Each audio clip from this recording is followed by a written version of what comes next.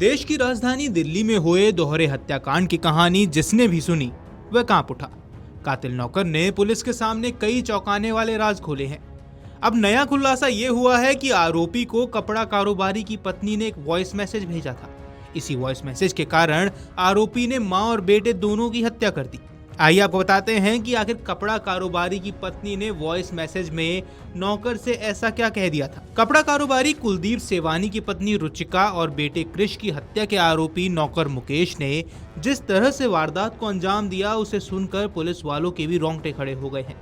आरोपी ने खासकर रुचिका की बड़ी बेरहमी से हत्या की। उसने बड़े वाले चाकू से रुचिका की गर्दन को 80% से ज्यादा काट दिया था। गर्दन में सिर्फ हड्डी बची थी जो कि कटी नहीं थी। दक्षिण पूर्व जिला पुलिस उपायुक्त हेमंत तिवारी ने बताया कि रुचिका ने आरोपी मुकेश पासवान को बुधवार करीब 3:30 बजे एक वॉइस मैसेज भेजा था। मुकेश को वॉइस मैसेज भेजकर रुचिका ने उधार दिए 45,000 रुपए और मोबाइल मांगे थे। यही मैसेज रुचिका की हत्या का सबसे बड़ा कारण बन गया। लाजपत नगर थाना पुलिस ने आरोपी को शुक्रवार को कोर्ट में किया, जहां उसे 3 दिन की पुलिस की रिमांड पर भेज दिया गया है। पुलिस उपायुक्त हेमंत तिवारी ने बताया कि आरोपी करीब 2 महीने से बीमार था और वह ड्यूटी पर कम आ रहा था।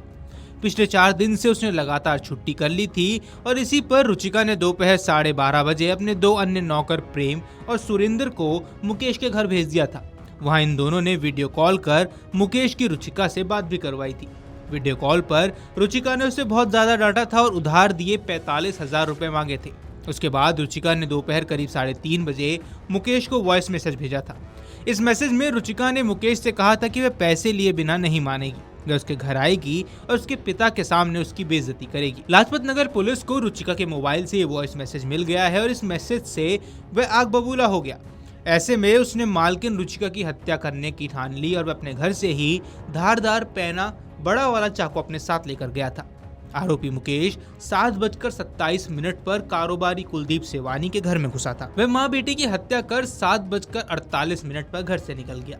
वहां से सीधे अमर कॉलोनी में अपने कमरे पे गया और वहां उसने कपड़े बदले और बैग लिया, जिसके बाद वो ऑटो लेकर नई दिल्ली रेलवे स्टेशन रवाना हो गया और घटना के समय पहने कपड़े उसने अमर कॉलोनी में किसी मकान की छत पर फेंक दिए थे। आरोपी मुकेश ने बताया कि वह बुधवार शाम 6:48 पर पीड़ित कारोबारी के घर पहुंच गया था। उसने देख लिया था कि नीचे स्कूटी नहीं है, इसका मतलब महिला घर पर नहीं है। उसे पता था कि रुचिका दुकान से जल्दी घर आ जाती है। घटना वाले दिन दांत में दर्द होने के कारण रुचिका डॉक्टर के पास गई हुई थी। रुचिका 7:27 पर घर आई। रुचिका को देखकर मुकेश दूसरी मंजिल पर चला गया और जब रुचिका घर के अंदर चली गई तो उसने डोर बेल बजाकर पानी मांगा। रुचिका ने उसे पानी की बोतल लाकर दी और उसके बाद पुलिस के अधिकारियों की माने तो जब रुचिका उसे पानी दे रही थी तभी उसे खरी खोटी सुना रही थी। रुचिका ने उससे कहा कि ड्यूटी पर आता नहीं है और यहाँ शक्ल दिखाने आ जाता है। पानी देने के बाद रुचिका रसोई में जाने लगी। तभी वह भी रुचिका के पीछे पीछे रसोई में गया और उसे पीछे से दबोच लिया। उसके बाद उसने उसकी गर्दन काट दी। हालांकि रुचिका ने उसका काफी ज्यादा विरोध किया था। पुलिस अधिकारियों की माने तो बेटे कृष ने मुकेश को रुचिका की हत्या करते हुए देख लिया था।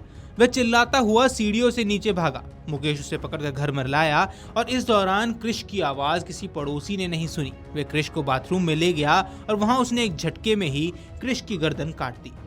आपको बता दें कि मां बेटी की हत्या के आरोपी मुकेश को पैसे की बहुत ज्यादा जरूरत थी और बताया यह जा रहा है कि उसने कई महीने पहले मुकेश की किडनी में पथरी हो गई थी। इसी कारण वह बीमार रहता था और उसे पैसों की बहुत ज्यादा तंगी होने लगी थी। वह अपने दोस्तों से पैसे मांगता रहता और वारदात वाले दिन भी उसने अपने कई दोस्तों से पैसे मांगे थे। उसे शादी के लिए भी पैसों की जरूरत थी और पहले की तंगी से वह हमेशा परेशान रहता था। ऐसे समय में रुचिका ने उसे डांट कर उसकी बेइज्जती कर दी। ऐसे में उसके दिमाग में रुचिका की हत्या करने की बात सामने आई। उसने सोचा कि रुचिका की हत्या कर वह अपनी बेइज्जती का बदला भी ले लेगा और घर से कुछ पैसे व गहने चुरा लेगा। रुचिका व कृष की हत्या करने के बाद वह घर से करीब 43,000 रुपए व गहने लेकर फरार हो गया था। वीडियो डेस्क अमरउजाला.com। अगर आप ये वीडियो YouTube पर देख रहे हैं तो हमारे चैनल को सब्सक्राइब कर बेल आइकन दबाएं और Facebook पर देख रहे हैं तो हमारे पेज को लाइक करें।